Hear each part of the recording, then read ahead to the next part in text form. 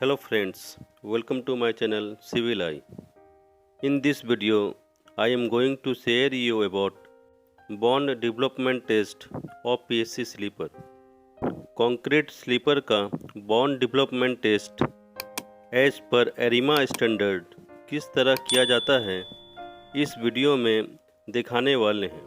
Concrete sleeper का static bending test किस तरह करते हैं, इससे पहले हमने एक वीडियो बनाया था। आप लोगों को अगर स्टैटिक बेंडिंग टेस्ट के बारे में जानना हो तो आप मेरा वो वीडियो देख सकते हैं, जिसका लिंक हम इस वीडियो के एंड में दे देंगे। तो चलिए इस वीडियो को स्टार्ट करते हैं।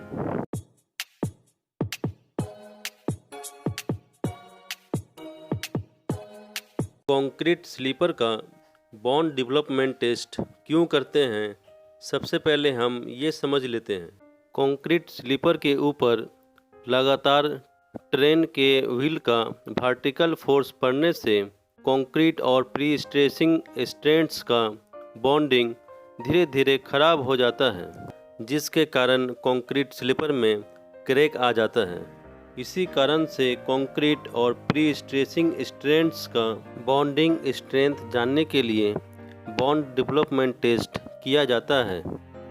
कंक्रीट स्लीपर का बॉन्ड डेवलपमेंट टेस्ट करने के लिए स्लीपर के रेल सीट के बॉटम में 2 सपोर्ट लगाते हैं, जिसका distance as per AREMA standard, आप यहाँ इस डिस्टेंस का फार्मूला देख सकते हैं, 2x/3।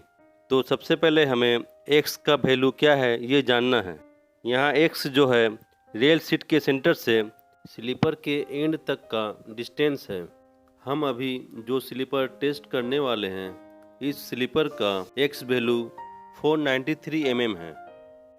तो चलिए हम फार्मूला के हिसाब से कैलकुलेशन करके देख लेते हैं कि सपोर्ट कितने डिस्टेंस पे लगाना है। तो जैसा कि as per AREMA standard articular support का डिस्टेंस निकालने का फार्मूला है 2 × x/3। 493 × 2/3 = 328 mm। यहाँ रेल सीट के बॉटम में रेल सीट के सेंटर से 328 mm के डिस्टेंस पे 2 सपोर्ट रहेगा और स्लीपर के एंड में STS वायर टच करके डायल गेज सेट करते हैं, जिसमें हम STS वायर के स्लिपेज का रीडिंग देखते हैं।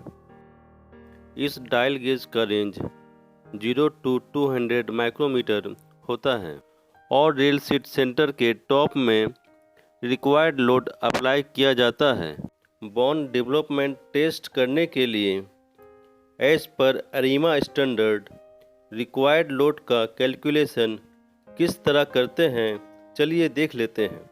बॉन्ड डेवलपमेंट टेस्ट करने का as per AREMA standard formula है P = 2m/2x/3 - 2.25 inch or 57 mm, where P is the applied load in Kn, M is the positive moment at rail seat as required in ARIMA Article 4.4.1, X is the distance between rail seat center to slipper end, and 0.057 meter is the distance between center of rubber support to center of rail seat। इस formula के हिसाब से calculation करने के लिए जिस sleeper का हम टेस्ट करने वाले हैं, उस स्लीपर का M वैल्यू और X वैल्यू हमें पता होना चाहिए। डिफरेंट टाइप के स्लीपर का M वैल्यू और X वैल्यू डिफरेंट होता है। हम अभी जो स्लीपर टेस्ट करने वाले हैं, इस स्लीपर का M वैल्यू यानी positive moment at rail seat 17.23 kilonewton है और X वैल्यू यानी distance between rail seat centre to sleeper end 493 mm है। तो चलिए अब हम कैलकुलेशन करके देख लेते हैं कि इस स्लीपर में इस टेस्ट को करने के लिए कितना लोड अप्लाई करना है। P = 2 × 17.23 / 2 × 0.493 / 3 - 0.057 यहाँ 17.23 m का वैल्यू है, 0.493 x का वैल्यू है। इस हिसाब से कैलकुलेशन करने से P का वैल्यू 126.84 किलोन्यूटन होता है। इसके बाद इस P के वैल्यू को 1.5 से इंटू करते हैं। 126.84 किलोन्यूटन को 1.5 से इंटू करने के बाद P का वैल्यू 190.26 किलोन्यूटन होता है। तो हमें यहाँ इस टेस्ट को करने के लिए 190.26 किलोन्यूटन लोड अप्लाई करना है।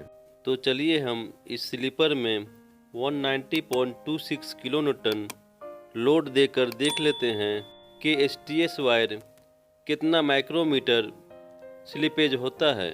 रेल सीट के सेंटर टॉप में 190.24 किलोन्यूटन लोड देने के बाद हमने डायल गेज में देखा तो STS वायर 5 माइक्रोमीटर स्लिपेज हुआ है।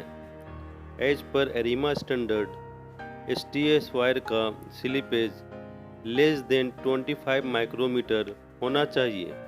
यहाँ इस स्लीपर में STS वायर का स्लिपेज 5 माइक्रोमीटर हुआ है, जो मैक्सिमम लिमिट के अंदर है।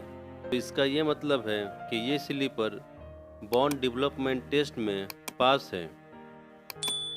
तो फ्रेंड्स, उम्मीद करते हैं आप लोगों को अच्छी तरह से समझ में आ गया होगा। फिर भी अगर किसी तरह का डाउट हो तो आप हमें कमेंट्स कर सकते हैं। और आप लोग जो मेरे चैनल पे फर्स्ट टाइम आए हैं तो प्लीज़ इस चैनल को सब्सक्राइब करना ना भूलें। Okay friends, thanks for watching, have a nice day.